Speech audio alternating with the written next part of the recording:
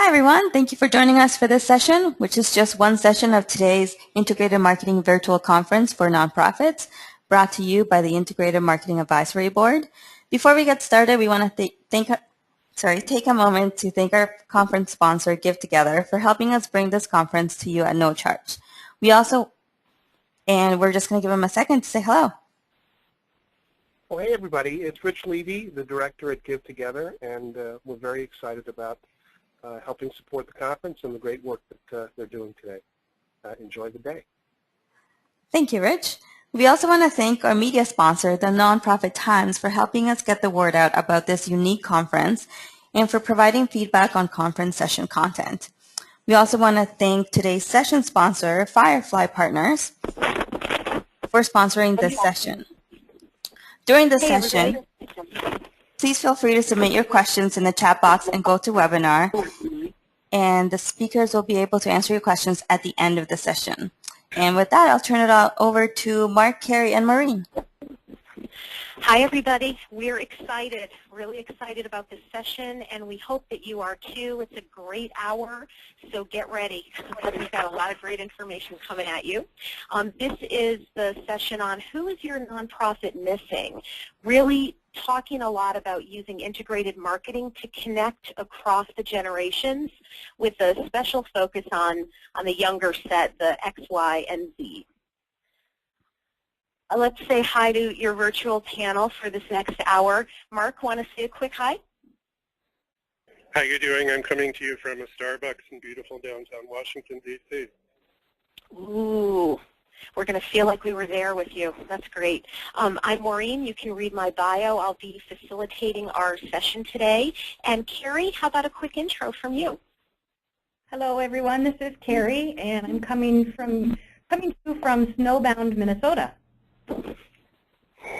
She had a white-knuckle drive to get to this session today, so we're glad that she's here. Please chat your questions through the session. We're going to go through things in 3 separate chunks, so let's take a minute and look at our session agenda so you know how we're structuring our time. We're going to go over the next-gen study results. Mark will lead us on a great tour of that and how to interpret them. We'll spend some time with Kerrie looking at a case study from Be the Match on Campus, and then I'll spend a little bit of time at the end talking about some quick tips and best practices for leveraging the information that you're about to learn today. So Mark, why don't you get us started? Okay, thanks, and good morning, everyone. I want to talk a little bit about the study that we did in May of last year with HJC and Blackbaud and Edge Research. It was the 3rd study we did of attitudes and behaviors regarding the internet and giving. The first one was in 2008. We did the first generation study in 2010, and then this one in 2013. And just to get everyone straight on the categories we're using, because people debate this endlessly, we're going to talk about Gen Ys as born between 81 and 95, just entering their 30s. Gen X is born 65 to 80. Boomers, 46 to 64. And matures, because the rest of us are immature, 45 and earlier. Let's go to the next slide.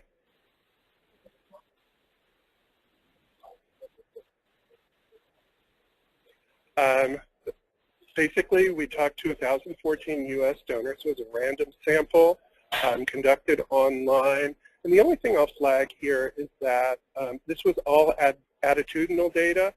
As you all know as fundraisers, sometimes what people say and what people do are not exactly the same. So just recognize that this is not based on behavior. It's based on stated preferences.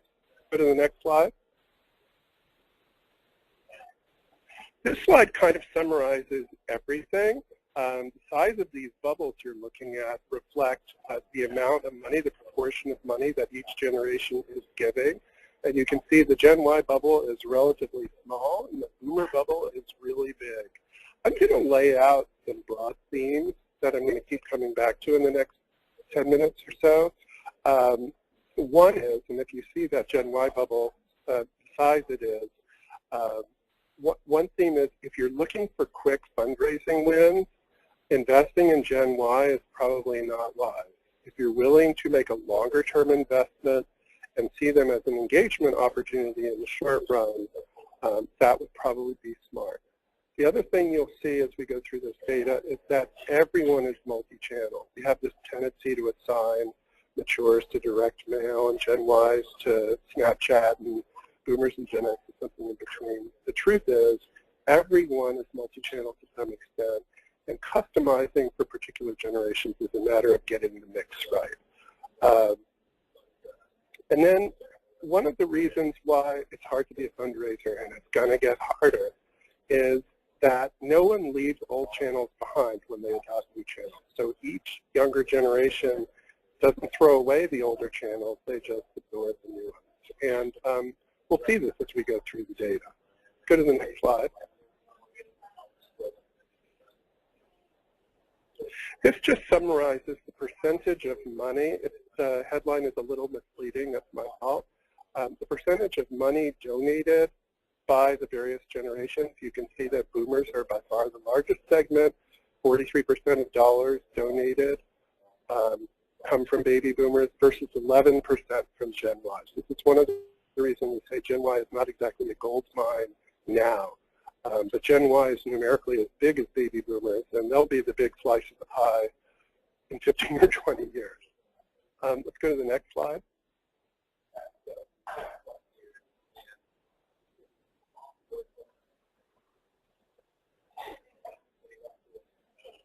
I don't know if other slides have changed. Mine is, has it. Oh, there we go. This is the point I was making earlier. Everybody does everything. These are looking at particular fundraising-related behaviors, checkout donation, online donation, honor gift, giving to direct mail, giving to street canvassers. Everyone's on the board for every channel. As we'll see, there are differences in which channels are most likely to produce income, which channels are most likely to encourage engagement. Keep going.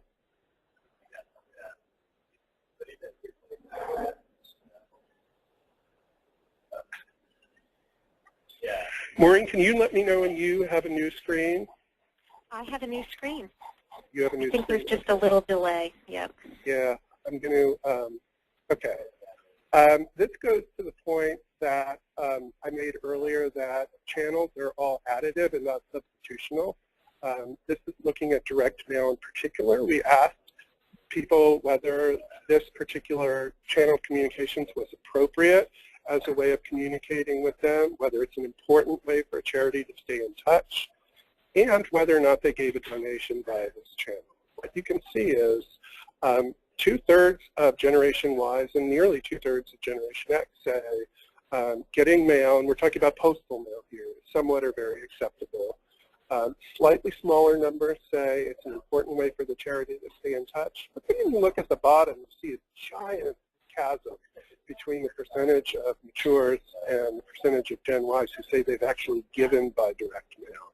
This is another theme that we need to think about, and it's why multi-channel marketing is so hard and it sucks sometimes, which is in the old days, the outbound channel of communication and the transaction were tied together. Nowadays, we may find some channels are incredibly important as part of the fundraising mix, but it's not where the money is going to come in.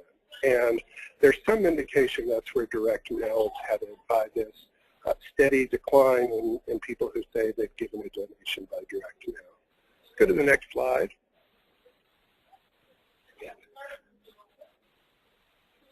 Maureen, I have my PowerPoint open, so as soon as you see it, I'll start talking.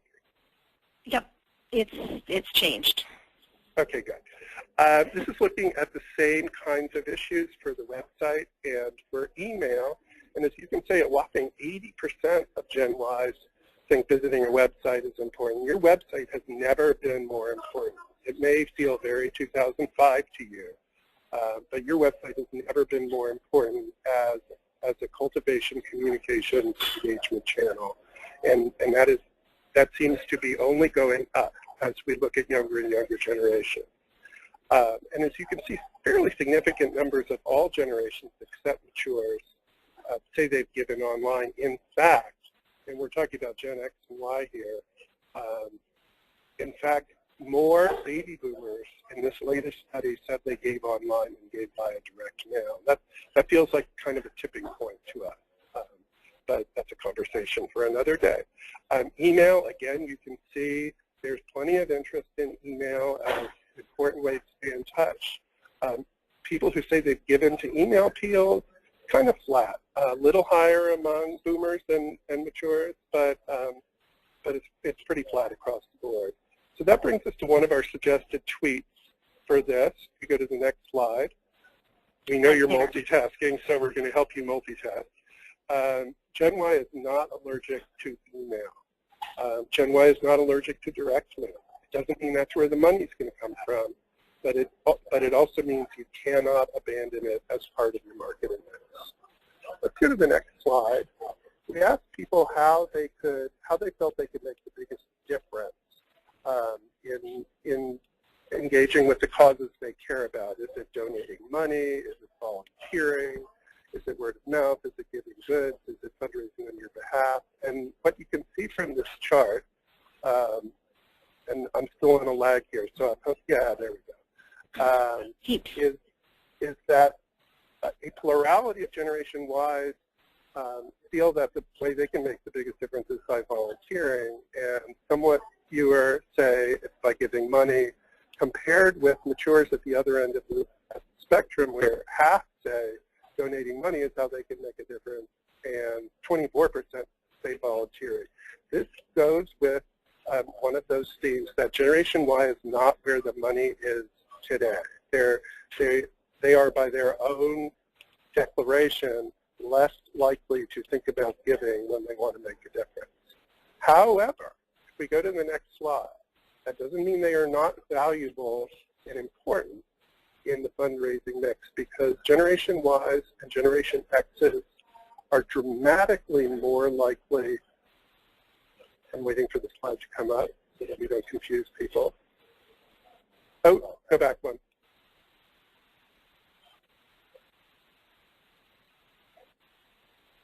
How's that? Hopefully everyone's seeing the big bubbles, Gen Y, Gen X, boomers, matures, as opposed to a graph. Sorry about this. This is why we hate technology, even though we do it for a living. Gen Ys and Gen Xs are dramatically more likely to say they're comfortable sharing information about causes they support. We know from a bazillion studies that Gen Ys are a much more social, much more tribal generation than other generations, and what comes with that is a willingness to evangelize. And while Gen Ys may not be your best source of money in the near future, they may indeed be your best source of evangelism. Now if we go to the next slide. Yes, sir. Social media is the medium by which a lot of that interaction happens, no big surprise. Just look at the differences between the blue bar and the purple bar in terms of whether they follow charities on social media, whether they share information about charities on Facebook, whether they follow a Twitter feed. It's a gigantic divergence. So obviously social is a big piece of the media mix for generations X and Y, and much more so than for boomers and for matures. The one thing we'll flag here is that even among the Ys and the X's, not very many of them say they have made a donation through Facebook or Twitter or some other social channel.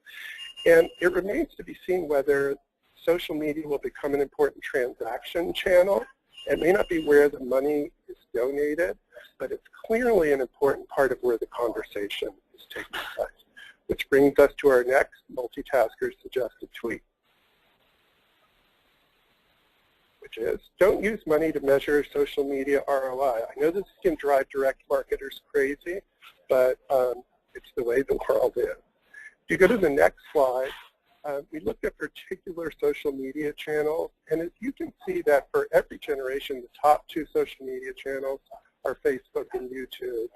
But then the mix tends to change a little, so you see Instagram playing a pretty major role with Generation Ys and Generation X, almost non-existent among boomers and matures.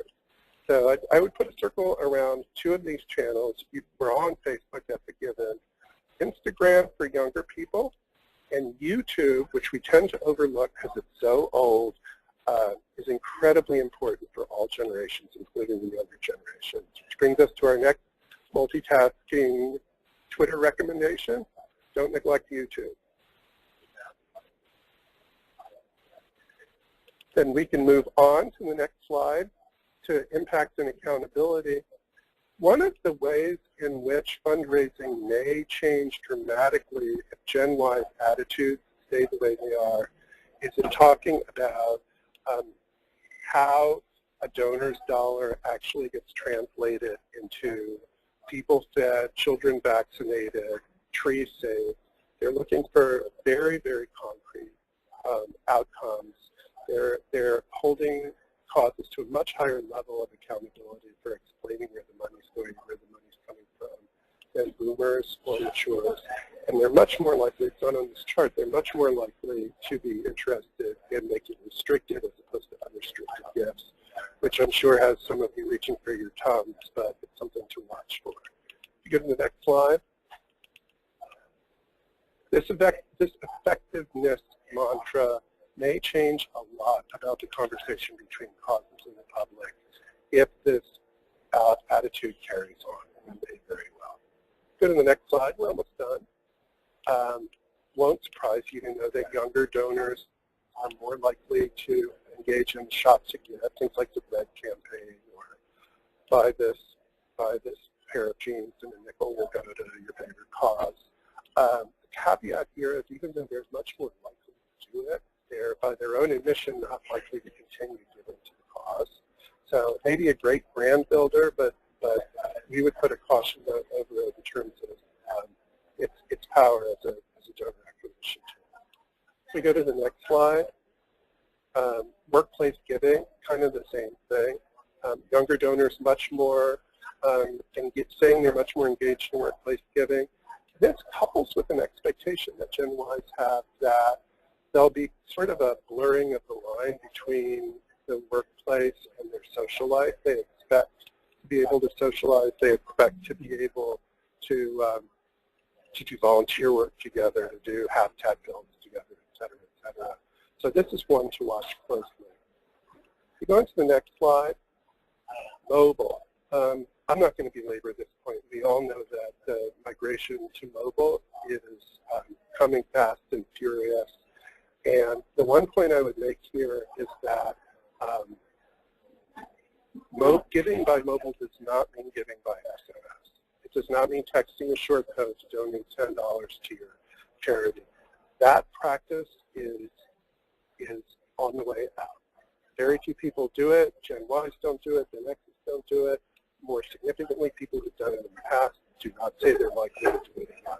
So when we're talking about mobile giving, we're talking about mobile optimized, responsive giving forms that basically put your web presence on their phone. And last issue to raise today is crowdfunding, which is in its infancy.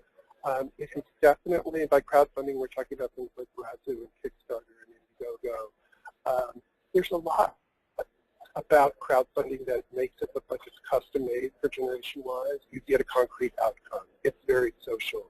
You get a sense of immediate accomplishment. You get stuff. And so it's not surprising that it's on Gen Y's radar screen, to a slightly lesser extent Gen X's radar screen more than boomers and matures. We're not one to say anything is ever the next big thing, but if anything is the next big thing, for those reasons, we would put our money on crowdfunding.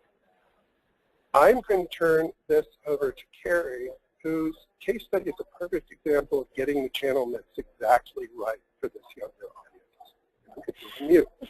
Before we move over to Kerrie, Mark, if the folks who are listening have any big takeaways from you on the data, which things should they pay attention to? Like, do you have one or two for them to focus on, either a slide or a data set to consider? Actually, I'm glad you said that because I raced through an enormous amount of data, and just to remind everyone that this deck is going to be available to you, and there are written reports both for the U.S. and for Canada that are gettable through, I think through HJC, certainly through Blackbaud. I would look very closely at how Gen Ys are engaging socially, and I would look at the extent to which they're giving, and I would look at Gen Ys as an investment in the future and as an investment in evangelism. And I'd actually layer on to that the thing that you said at the beginning, which is everyone uses every channel. They just use them differently. And so maybe someday in 100 years, direct mail may drop out, but we could have a myriad of channels at that point that a nonprofit organization can't be expected to pay the same amount of attention to.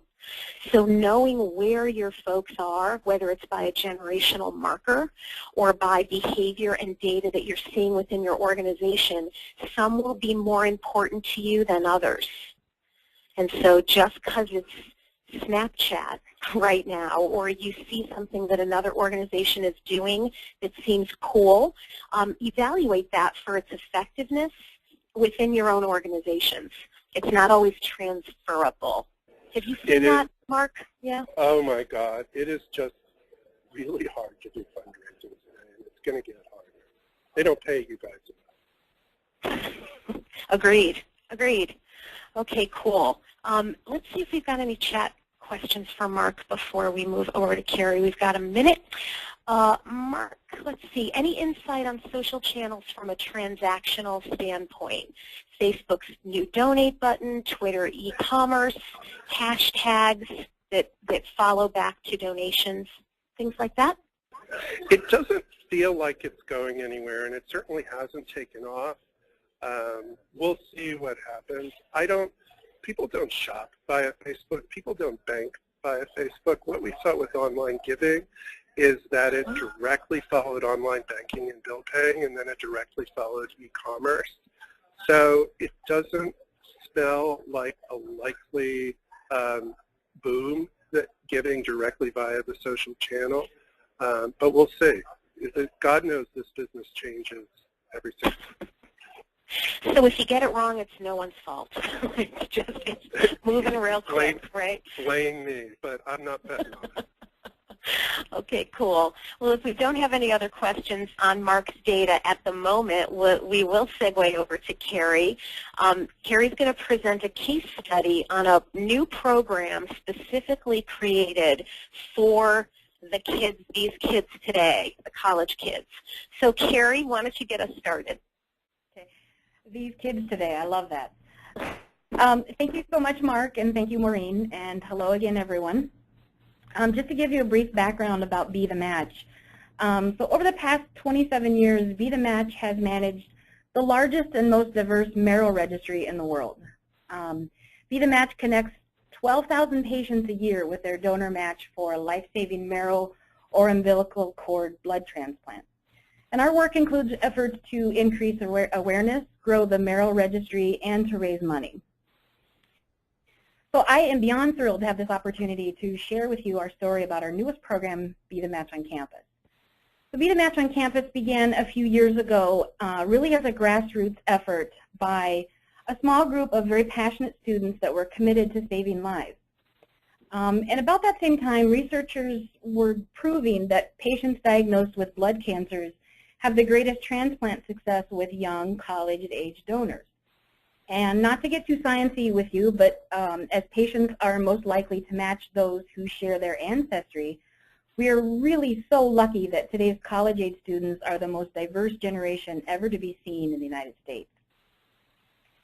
So with this passion and the need being there, Be the Match set out to create a new program dedicated solely to this population of 18 to 24-year-olds. So we've already had done a lot of work on social media channels, and we had already successfully launched online fundraising programs such as Team Be the Match and what you're seeing here, our signature Be the Match Walk Run, which has events across the country. And in early 2013, we really were convinced that it was time to provide outreach specifically to the college-age population. We had done a lot of work, and we had really a lot of experience and enthusiasm thinking in a multi-channel way. And like I said, we chose time and money to dedicate to creating this special online place for college students. But we were realistic, and we also knew that this program was going to have a long tail and that ROI would really take a while. But we were prepared for that. So learning to crawl before we walk, we really had a handful of dedicated college students that partnered with our community representatives to create some campus clubs across the country. And these community reps created fundraising web pages for them really in conjunction with local patient marrow drives, which is very similar to a blood drive, but they're there to join the registry. So they were kind of lumped in with our current fundraising program, Team Be the Match, which included everyone from church groups, patient families, and corporate teams. And this worked, but like I said, we really wanted this group to know that we were so invested in them that they deserve their own voice, their little corner of the Be the Match world. And we want them to be champions of our cause throughout their college experience and beyond, so that really by the time they have aged off the registry, which is about age 61, that they'll continue to contribute financially. So we spent many months talking and really listening to college students, connecting with them to determine our goals, and to find out what type of tools they would need to want to make this type of commitment and to be successful at it.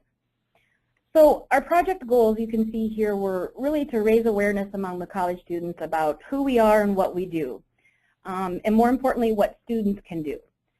We really wanted to empower them that they really, just as a college student, taking their classes and going through their routine, that they have the power to cure blood cancer.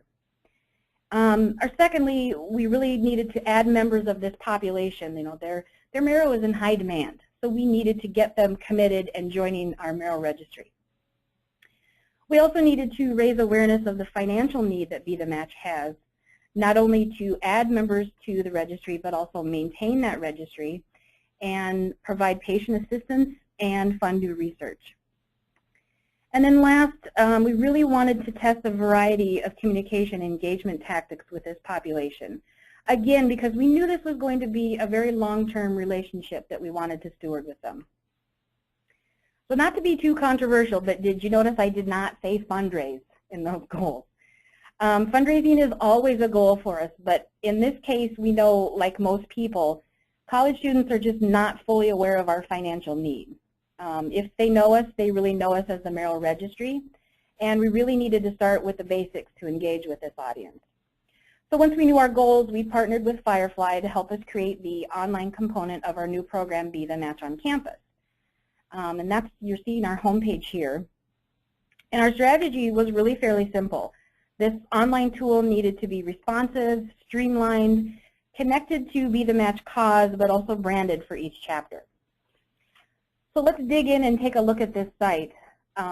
You can see right away that it has a really clean design. It's responsive and optimized for mobile. We really wanted the students to be able to access this website and this tool on their smartphones and their tablets as well as their PCs. So there you can see how that kind of resizes, and it's still very functional. Just a really great clean design, which was one of our top goals. So right away, you can see that we integrated social media sharing. We use the Add This plugin, which is the world's largest social sharing platform. If you can't share content using Add This, it just really shouldn't be shared. I think there are about 250 different platforms available there that are so easy, click of a button. And I will mention that we also have a closed Facebook page for all of our Be the Match on Campus community reps and the campus leaders. And we do have really high engagement levels there, especially as the campus chapters are just getting started. Kerrie, why don't you give a mention about the mobile opt-in that's both on the donation form and on the grading page, because it's a different action than text to give, which is what lots of fundraisers think about when they think about utilizing mobile. Yeah, definitely. So part of this page, we wanted to add a quick step for them to come into our mobile community. And you know, I have to emphasize, this is not a text-to-give program.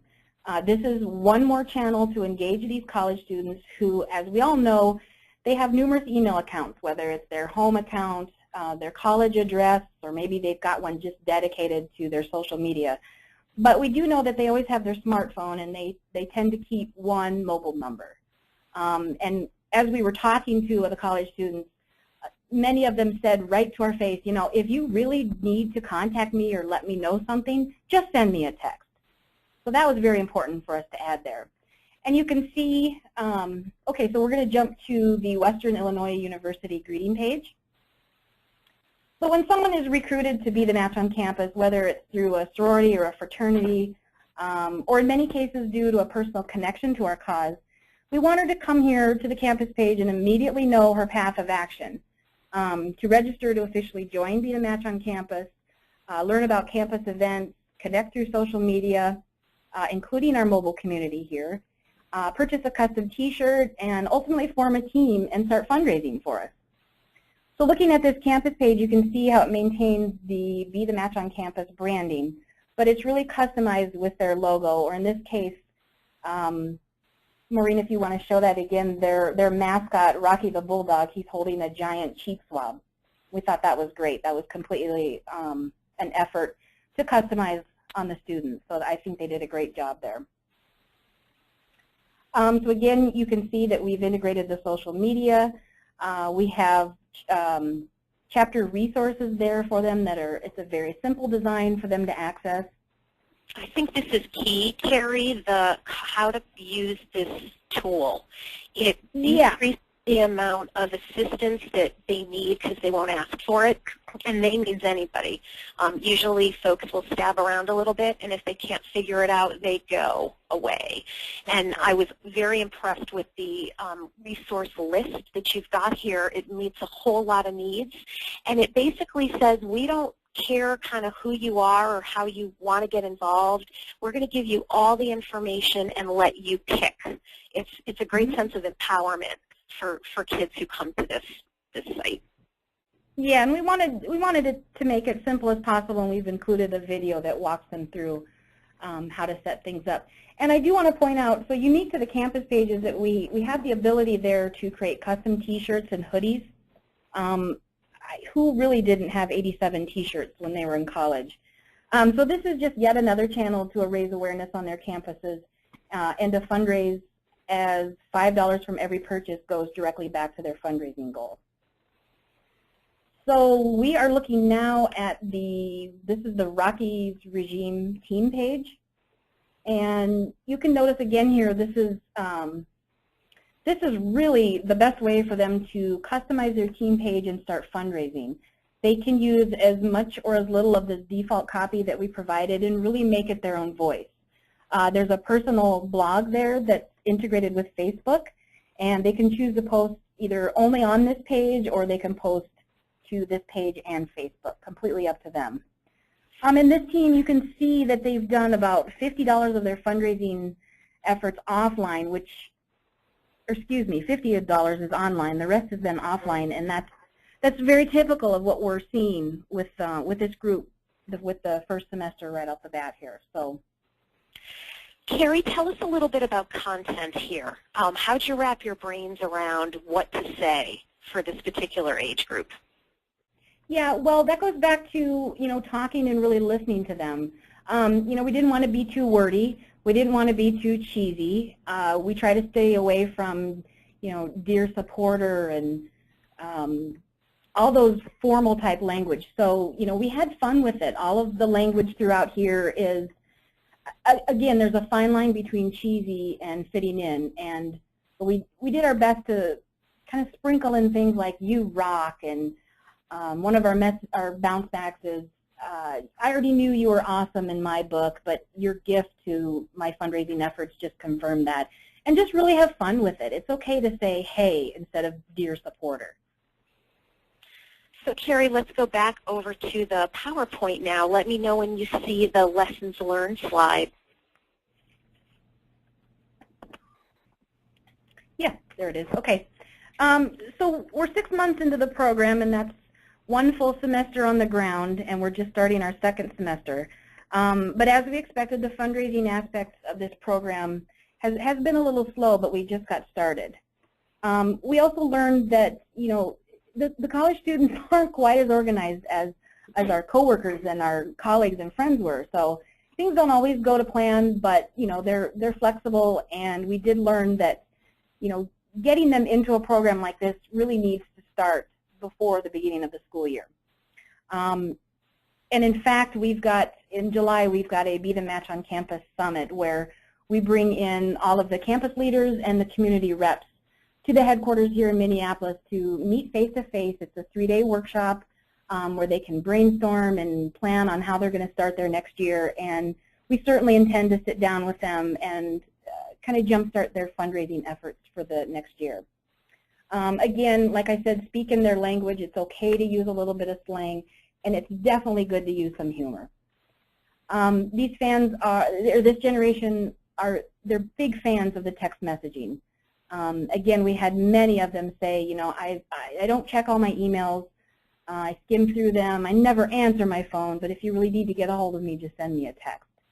And then last, they really want to be involved. They want to do it themselves. So it's up to you, it's up to us to give them as many channels as we can to get them involved. And I can tell you that what we've learned is that they're not shy, and they're definitely going to tell you what they like and what they don't like and how you can improve on things. So tap into that and take advantage of that personality of this generation. Kerrie, what advice would you give to an organization who wants to try something like this? What are the must-haves? I think it's, I have to tell you, this is a really fun group to engage with. Of all of the audiences that I work with, this is definitely the fun group. And we're never afraid to push the boundaries and just try ideas. I mean, you can try something really, really small, and you're going to get some feedback. And that's not always the case with other generations. So it's just really been nice to be able to do a quick test right here, and they respond right away. And, as I reflect on doing this project with you, it was great. And I think we did everything from concept and discovery and strategic planning to launch in probably 2.5 or 3 months. 3 months, maybe? Yeah. That sounds right? That's correct. And I think both Kerrie and I would say, try not to do that. If you possibly can kind of give yourself a little bit more time. It took a lot of work on everybody's part. Lots of new content needed to be written, lots of testing and tweaking of things to make sure that it was working for everybody within the user continuum. Whether you're a team captain or someone who's involved in campus affairs, you're a community person for Be the Match with boots on the ground, lots of considerations to think about. And yeah, that's a good point. Oh, Kerrie, please. Yeah, that's a very good point about the content. And so many organizations get caught up in just kind of repeating content through different channels. And, especially with this generation, and like I said earlier, we couldn't just pick up the Dear Supporter and the formal copy that we had. That all had to be rewritten. So that's a very good point about the content. Kerrie, we've gotten 2 chat questions for you. The first is, what platform are you using to host this site? Sure. We are using Convio, Luminate Online, and we're using the TeamRaiser aspect. So, friends asking friends inside the BBNC platform could handle some of this stuff. Stay Classy could handle some of this stuff. Lots of other peer-to-peer fundraising programs out there. Why did you guys decide to use Luminate and Convio? Well, we decided because that is our #1 platform. That's what we use. And I'll be honest. I know there are lots of other platforms out there, but the Convio program has such a robust back end that it just makes sense for us to continue doing our programs through Luminate Online. So, like I said, that's what we had, and that's what we used. And it worked well, so there you go. And it works great. Yeah, it works great. The other question that we've got for you right now is about your texting program. It's integrated into the software. Which company did you use to provide that service? Oh, sure. Yeah, we are using MGive. to do that. And they're great to work with. They help us out. They give us examples. They're amazing to work with. Great. Mark, anything to, any points to wrap in here as you listen to Kerrie tell a story? No, I just love the way she took the sort of the principles that came out of the study and made them come to life. And I'll bet she hadn't even seen the study when she did it. It's a good gut. No, it's a good gut. Kerrie, thank you very, very much. Thank you. Now we're going to wrap this up a little bit and take it home for our last 15 minutes, and we're going to talk about some tips and best practices.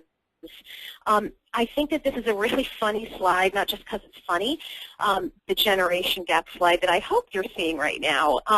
When a mature person looks at KISS, they see crazy.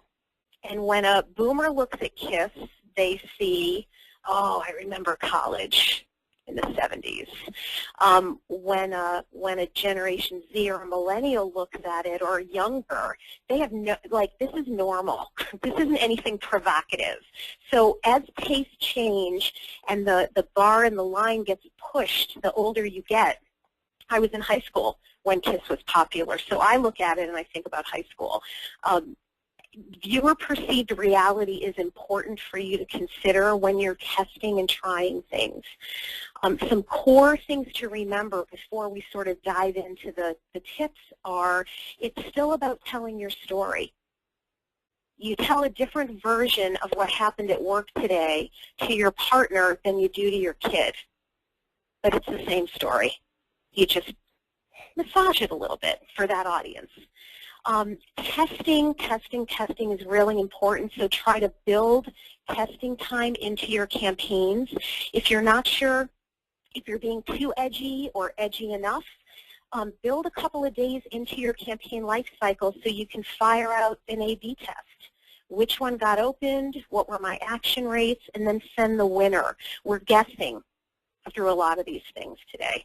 There's data, but it's got to be personalized for our own organization's population. User-generated content really means letting go of the control of that story. So if I have a day at work and I tell my partner the story and I tell my daughter the story, my daughter is going to go tell a different version of that story, potentially, to her friends. And so you have to let go of that. What someone else says about you is no longer 100% your job to control, and that can feel like a big, scary step for organizations to take. The last thing I want to say is when I work with clients to think about generational fundraising or engagement or communication, personas can often be really helpful. You sort of need to see the picture of the person before you can articulate what their behavior is and what you want to do based on that behavior and what you know about them. So I've taken the liberty to create some use cases for these tips. So hopefully in a second you're going to see the mature slide. I've chosen Betty White, the nonprofit queen, of the mature use case. She's my persona. So when I think about communicating with a mature, Betty White, typical behavior for this population is they're going to open your direct mail and they're going to send you a check every year. Kind of like grandma, grandpa, they've been around, they care about you. And two things that you could really try with this audience, send them an e-card on their birthday. Birthdays are important to this age group. An acknowledgement of that, thank you cards, very important. Make sure your autoresponders are personal and sound warm, like you really do care. E-newsletters are a great opportunity for a mature to know that you're using their money well. They may not make a gift through a link in an e-newsletter, and they're definitely looking at them on their desktop mostly, but this is where you reinforce your fundability with this particular group. Flipped over to baby boomers, my persona here, which hopefully you'll see, is Jamie Lee Curtis. And baby boomers can be cool too. They kind of know technology. They're comfortable with it. They probably pretend they're more comfortable than they are sometimes, and that's okay. Their typical behavior is that they're going to open your direct mail. They're going to read it, but they might give online the next day at work. You know, they might not write a check. You probably got a 50-50 shot of a gift coming in through either channel from the boomers. So with these folks, having something that matches your direct mail on your home page is important. They saw the campaign logo, the imagery, the name of your campaign in the direct mail. That's what they're looking for when they hit your site. And if they don't see it immediately, they don't want to give to the wrong thing. You're asking for their support here. If they make a general donation, are they doing what you wanted them to do? So really important for cross-branding. A couple things you can try for these guys. Use customization to remind them of your history and theirs with you. Jamie, you've been a valued supporter of Organization X for 7 years. Here's what we've done in that time.